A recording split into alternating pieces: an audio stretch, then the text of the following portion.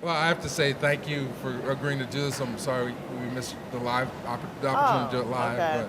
but this is Mike, and you're listening and watching Reelblack, and today we have Issa Rae, who is here at the 2014 Urbanworld Film Festival for a very special reason. Can you just tell us about it? Sure, I'm premiering my new initiative, Color Creative TV, and we're premiering three comedy pilots from three different writers, and it's just been a pleasure to be here. Urbanworld has been very supportive. The official site actually launches on Tuesday, the 23rd, but it's just an opportunity to change the landscape of television where diversity is concerned, and we're trying to sort of breed the next showrunners and be the pipeline for amazing, diverse content. Right. Now, what exactly is Color Creative, and who are the people that work with you to make that happen? Yeah, Color Creative is the pipeline for the newest diverse writers. So, we get a lot of, Hollywood is still a very white industry, and especially where showrunners and writers, staff writers are concerned. So we want to change that in getting the work of these undiscovered writers out there.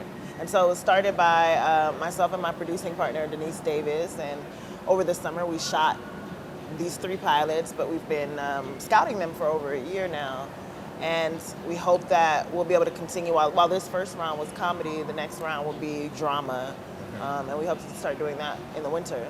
So these become web series, or they're going to be? No, they're shopped television pilots. So they're standalone pilots in the same way that we were very much inspired by Lena Waithe and what she did with 20s in a pilot presentation, but we wanted to do a full pilot and shop it around to different networks and get audiences excited about it to get it on television. And you'll see when the website launches, there's an opportunity for you as an audience member to press the Get This on TV button to show that there is overwhelming support for these series. Wow. So you're sort of taking like the sort of egalitarian approach to programming shows. But tell us about the three shows that kick this off. Yeah, so Jaded premiered on Friday yesterday, and that is a female buddy stoner comedy about two girls who accidentally kidnap a child. We have Words with Girls, which is an LGBT comedy about three lesbians who are living in LA and what happens after one of their roommates gets dumped.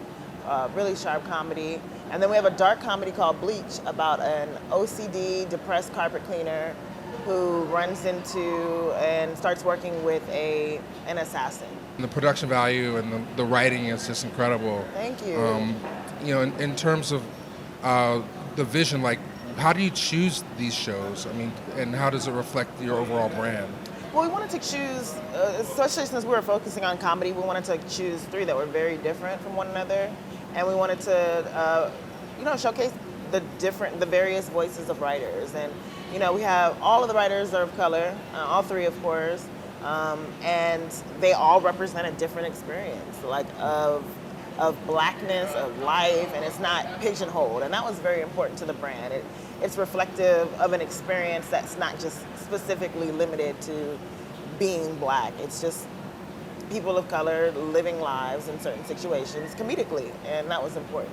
Right, which has always been sort of the awkward black girl stamp. Absolutely, yeah, just the ability to just kind of be without feeling sort of uncomfortable in the skin. But with awkward black girl in general, that was just a different depiction of a woman of color. And so every show that we pick up will showcase a different experience. Okay, so now, I mean, obviously, it's up to the audience to make this show a hit, make it popular.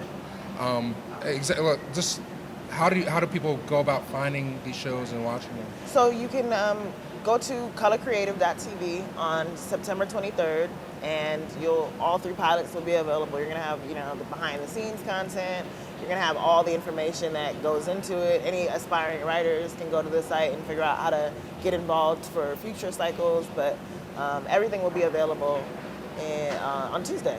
Okay, well, this is going to actually air on Friday. So. Oh, sorry. So everything is already available now.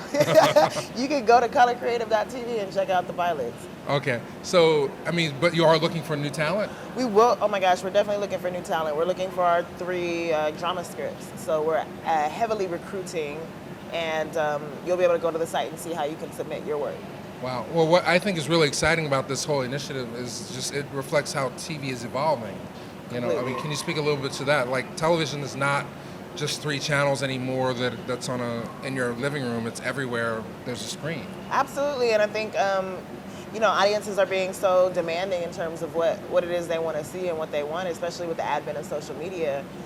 So with Amazon, with Netflix, who are obviously influences in this, you just have an opportunity to give people what they want when they want it. And so, in shopping to networks with these pilots, we're not limited to like 3 channels, like you said, or even cable. We can go to internet networks, and we can go to brands. So we had the opportunity to work with GM for one of the pilots, who are just looking for ways to expand their own content. So the opportunities are just boundless. Wow. And you know, the big story here at Urbanworld this year, I think, is there's so many more women filmmakers of color. Yes. Like you have yourself, Ava DuVernay is here this year. Fan. You have Gina Prince Bythewood kicking off Yes, the opening night. my inspiration. Emiati has a new movie. Yeah. Here. Female Nefertiti is directed. I mean, what can you speak about that? I mean, you know. I mean, these women have always been here. I'm just happy to see that they're getting more spotlight, and collectively, like even going to the opening night film and hearing Gina address her colleagues, her female filmmaker colleagues in this industry. There's no competition, but it's just, I mean, it's an environment and it's a community. And now, because the word is out there a little bit more, we're able to support each other and support ourselves. And I think people are just really excited about getting different voices out there. But honestly, I can honestly say that I think the work being put out by Black women filmmakers right now surpasses what Black male filmmakers are doing generally. I'm happy to agree with that any day. Okay, I threw you a softball. Guys, don't be upset at me. I just wanted to get her reaction. Got it, yep. So just winding it up, so what's the one? I'm gonna read this one because I took the time to write it. Okay. I'm actually a writer myself. Nudge, Awesome. nudge. So you're gonna submit? I'll submit. Okay. I'll submit something. But you already did the comedy, so I gotta think of some good stuff. You gotta be dramatic. And people watching are like, she's for real here. I really am serious. Absolutely. So what is the one thing that you've discovered about yourself or about this business in the past year that's going to help you take things to the next level? Just last month I was driving and I had a revelation that it's going to sound stupid as hell, but that there is only one me and there is only one person like me, and that my voice does matter and my side of the story does matter. And I'd never thought about that before, oddly enough. So it empowered me in a way where it was like, no one else is going to be doing what I'm doing because I'm me in a way. And it's not in an egocentric way, but it just realized that, okay, I guess like I do have something to say, and maybe nobody else is saying that same thing, so I should pursue and I should go forth, and I should never second guess putting something out there. Right. I like that. I mean, and I think the cool thing about this revelation, is that part of your vision is that now you're in a position to help open doors for other people. Which is absolutely my goal. It always has been, because, I'm a fan. Just like there's only one me, like these other content creators who I'm huge fans of may not have access to the same audience, and they deserve to, because, their voice is so unique and so specific, and I would love to have a part in helping to nurture that in a way. Okay, all right. So final question: You're a tastemaker officially. Yes. Route 100, all kinds of lists and awards and all that. So what are you listening to? What are you watching that you can tell people is worth their time? I just finished watching Fargo, which I loved. The TV series. The TV series. I'm excited for True Detective season 2. Beyond the Lights, I just watched and I loved, and she will always be an inspiration to me. Gina Prince Bythewood will be. And what am I listening to? Yeah. Janelle Monáe always. I just can't wait for her to I really want to see her. I got to see her live in LA, but I can't wait to see what her next project is going to be. Like, I've never been so excited I've never repeatedly watched music videos as I have with her. So she's always worth the time. Well, definitely worth the truth. And I guess Prince has a new CD coming out. Prince has a new CD. I mean, Two CDs. He's just the greatest. You have to just sit back and just let him do him and just absorb his talents. All right. Well, thank you so much for your Thank time. you, I'm Mike. glad we were able to make up. Yes. Thank you so And much. Sorry about the other day. You're listening to Reelblack Radio, or you're watching Reelblack TV.